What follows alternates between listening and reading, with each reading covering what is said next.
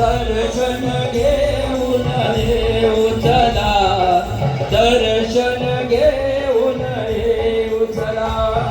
शांती सागर महाराज की. अत्यंत सुंदर अशा पद्धतीनं करबल नृत्य त्यांनी सादर केलं, त्याबद्दल संयोजकांच्या वतीनं त्यांना धन्यवाद देतो. खरोखर मुस्लिम समाजाचं आम्हाला फार चांगल्या पद्धतीचं सहकार्य या कामामध्ये लागलेलं आहे.